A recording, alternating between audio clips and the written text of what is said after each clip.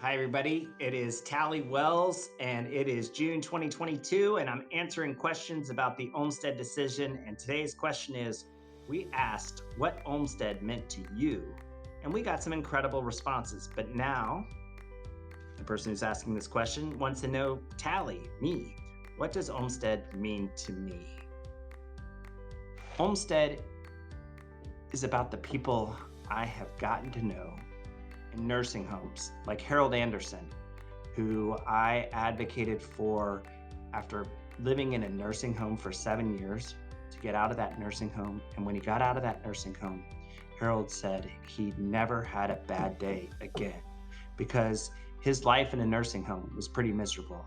We all know the smell that you experience when you walk into a nursing home.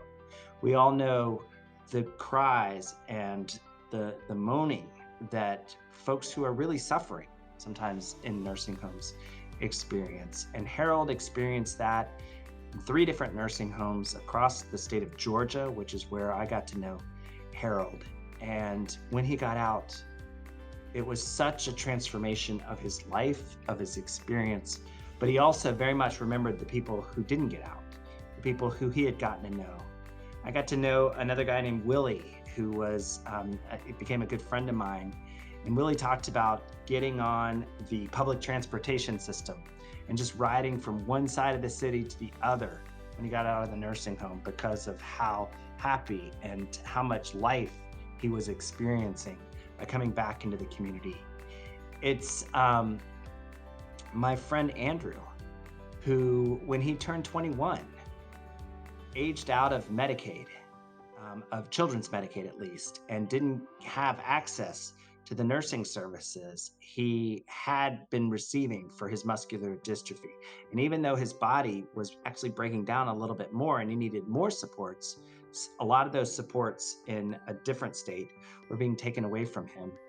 And he was really facing the prospect of going into an institution to receive those supports, and how draining and how frightening that was to him. And it means the folks I've gotten to know across the state of North Carolina who are living full and meaningful lives in the community, and how frightening it is right now because some of them can't find the direct support professionals they need. Our council chair right now, this day, June 20th, 2022, is in the Winston-Salem area, and he has one direct support professional. His mom died last year.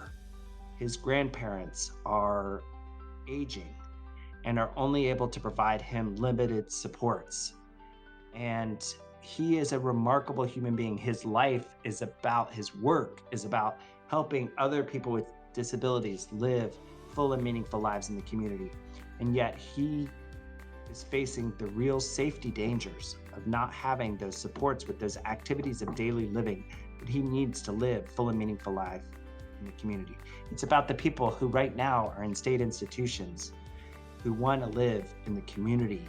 It's about all of our community in North Carolina and across the United States who take seriously what Justice Ginsburg said when she issued the U.S. Supreme Court decision in Olmstead, that people with disabilities who are in institutions are being segregated and discriminated against, and they have the right to live in the community as Congress promised when it passed the Americans with Disabilities Act, as Congress promised when those individuals with developmental disabilities and other disabilities got out of their wheelchairs and climbed the steps of the United States Capitol and said, we need the Americans with Disabilities Act because we have the right to live in the community. You know what? President George H.W. Bush signed the Americans with Disabilities Act into law. And he said, I always thought it was about those people, that I was helping those people with disabilities to be able to have access to services, had access to the courthouse and the town hall, and to not be isolated. He didn't say all of that, but he did say that he thought it was about those people. But then when he became a person with a disability, as he entered his 90s and started using a wheelchair, he really understood that the Americans with Disabilities Act was about him too, that he had the right to live a full and meaningful life in the community. Thank you.